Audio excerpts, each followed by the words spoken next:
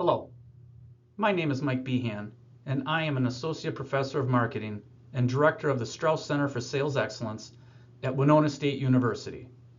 This short presentation is designed to help you find the intersection of engineering, people, and business through presenting with purpose to a team or client. Note, I will turn off the cameo view, off and on, during most of the presentation. Cheers, Mike. Why is this being offered? Because you matter and others care about you. Based on feedback from your faculty and staff, and most importantly, your industry advisory board, an area of growth that has been identified is to how to give a professional presentation to an organization, team, or client. Providing tools to improve your ability to communicate the value of yourself, an idea, or a solution is critical. So this does matter because you matter. Over the next 7 slides, with an example for each, this presentation will provide a framework on how to put together a presentation that requires a visual aid such as PowerPoint. The content or order is a culmination of my own work and that of experts such as Simon Sinek, Andrew Huberman, Adam Grant, IDEO University, Rick Rubin, and others. It also was made with your project in mind and the requirements that your professor is asking of you. The creation of an impactful, usable, and memorable presentation always should begin with what is called the giver's mindset. This is in reference to how you are showing up to develop, create, and ultimately present to an audience. The giver's mindset means the presenter or presenters want to share something rather than take from the audience. In fact, it should be intentional that one reminds themselves of this mindset from creating the first slide to the actual presentation. It is to give, not take. But what is it that one would be giving? Well, one protocol to help in this process is to start with the why always first. It is not about what the presentation is about or presenting information, but rather why it matters. If you can start with the why in mind, the benefits are real. Beyond helping you as a presenter build confidence, because you believe in the cause that you are communicating, starting with the why first via the giver's mindset is based on the joy giving provides. The joy of sharing or relaying something important enough to inspire others. An example perhaps of the giver's mindset. I and others believe that you matter and your ideas matter even more to others in need. Yet, if you can't communicate those to others, the value and why your ideas matter is lost. That is why this presentation is being developed to help you and others better communicate to improve the world around them and others. Note, you might notice that my mindset was about you and not me. So subtle, but perhaps important, you will see I started this presentation with the mission of the Department of Industrial and Systems Engineering. I also tried to match the UW color palette as best I could and even download the new font UW is using, Red Hat Display. If I wanted to take rather than give, this would scream templates, cut and paste, and even be Winona State University centric. Step 2, the jigsaw puzzle. With the giver's mindset always present, the next step is to organize your presentation. While our default typically is to do so in sequential order, the most effective presentations start with the end in mind and reverse engineer it. We intuitively know this, we just don't often practice it when putting together a presentation. My 80-year-old mom likes to do jigsaw puzzles. She always starts with the end in mind by having the box with the picture next to her. Then, she develops the edges or the outline and then fills in the rest. So a good presentation should start with the end in mind first, the why, and then have some type of outline or logic for the audience to follow the presentation.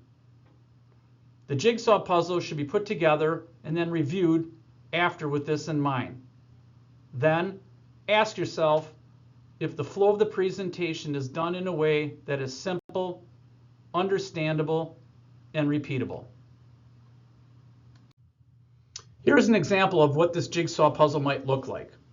When putting this presentation together, I did start with the end in mind and built backwards towards it.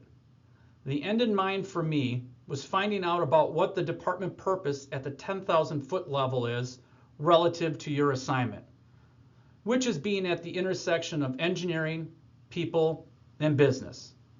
To me, that screams social interaction and presentation skills.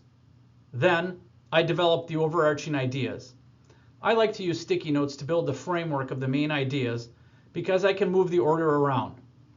From that, I then developed an outline on how I would get to that theme via the specific content of how to give an impactful, professional presentation.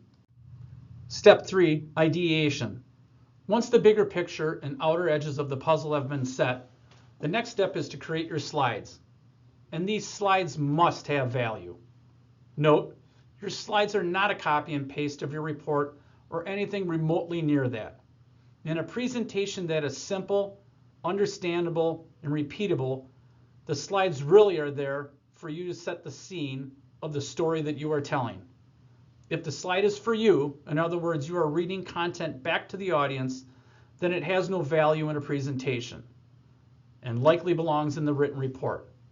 A slide that is for the audience or client is one that is simple, helpful, and inspiring. The slide must have value for the receiver, not the presenter. When preparing each slide and reviewing it, you should ask yourself, of what value is this and who is it for? Remember, you can always refer to a leave behind or the report for further detail.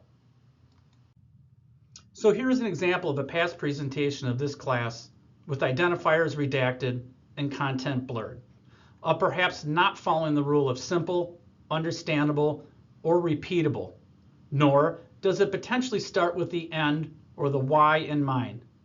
While in your case some technical information needs to be conveyed, much of the detail is in the report and can be referred to that fact in the presentation. My guess is that many of these slides could have been eliminated and those that remain changed to reduce content. The point of the slides are to bring life to the story you are telling. Indeed, that takes time and the iterative process.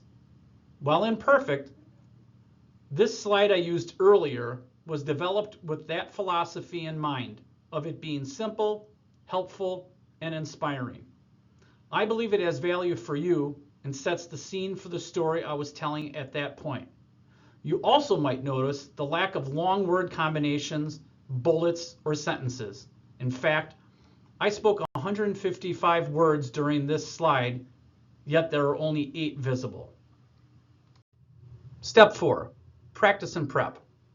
It seems obvious that one should prepare for and practice anything before performing, especially in the case of a presentation to an audience or client. After creating the slides, practicing what you will say and how is a recognition that you care and also allows for the iterative process to flourish. A side benefit to preparing and practicing is to reduce the anxiety, stress, nervousness that comes with presenting. A practical tool to practice and use in real time that reduces the negative symptoms of anxiety, stress, and nervousness is the psychological sigh.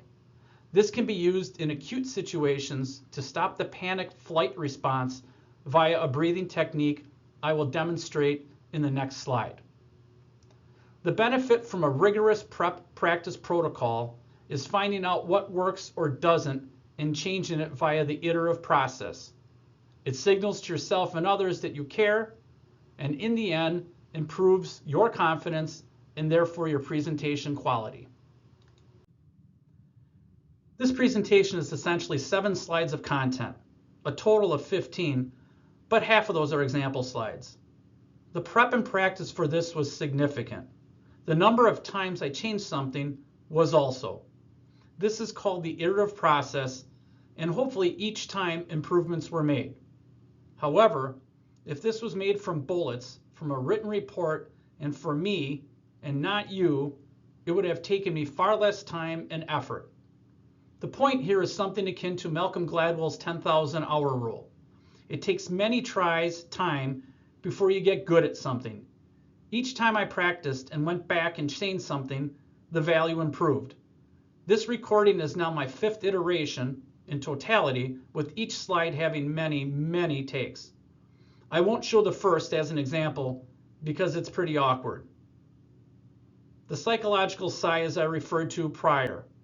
The psychological sigh is a tool you can use to reduce built-up CO2 that occurs when in an anxious state that triggers the flight response.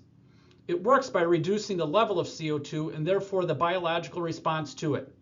It works like this. If you're in a situation where you feel that you need to calm down, you're going to take an inhale and then a little bit more and then exhale through your mouth. So it looks like this.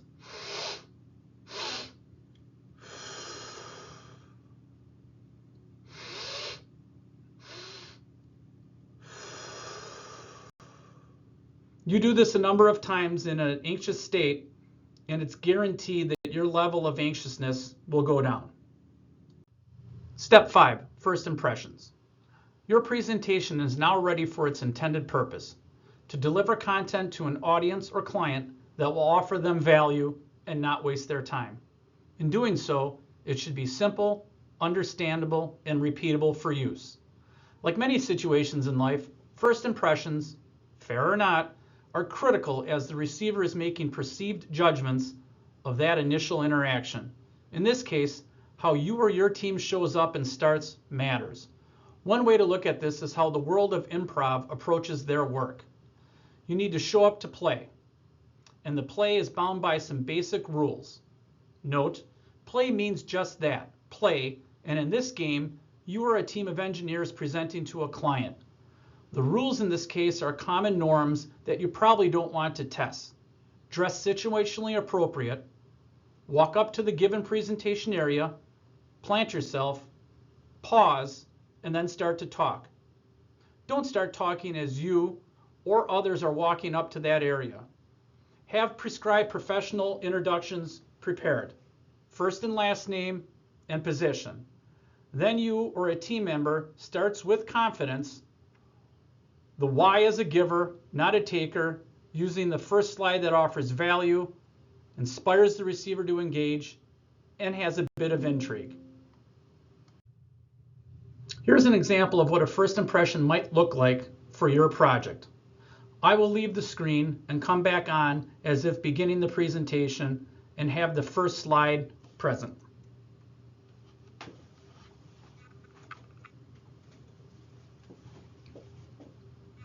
Hi, my name is Mike Behan, and I am the lead systems engineer at College Club Networks.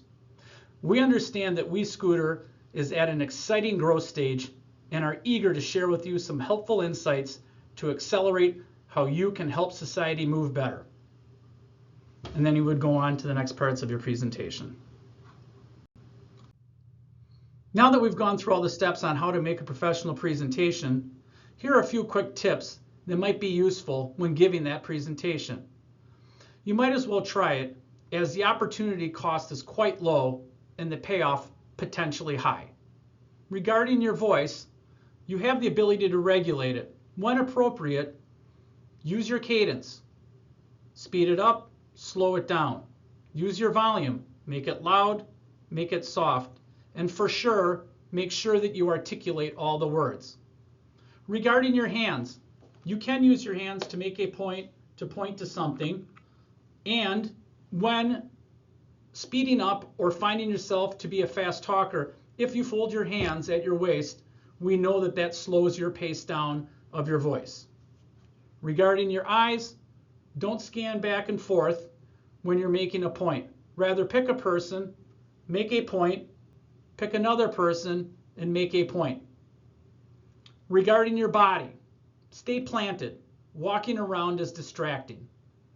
We're led to believe that walking around is something that we should be doing when giving a presentation, but in most cases in a professional presentation, staying planted and using your arms to make gestures is far better than walking around. If you get lost, which inevitably is going to happen, it's okay. Pause, collect yourself, find your place, and continue. Again, it's okay and people understand. And lastly, regarding team presentations, I've been listening to team presentations for close to 30 years now, and it is readily apparent when a team has practiced together or they've all done their own piece and then just decided to do it on the fly. Please practice together so the flow is logical and it's professional. To end with the why this, presenting with purpose, matters. As I stated by your department tagline, as an industrial and systems engineering major, your degree is designed to be at the intersection of engineering, people, and business. And at the university, that foundation is organized on the Wisconsin idea that education should influence people's lives beyond the boundaries of the classroom. Presenting with purpose is to serve others via your knowledge to influence society for the common good without boundaries. And with that, do good and go Badgers.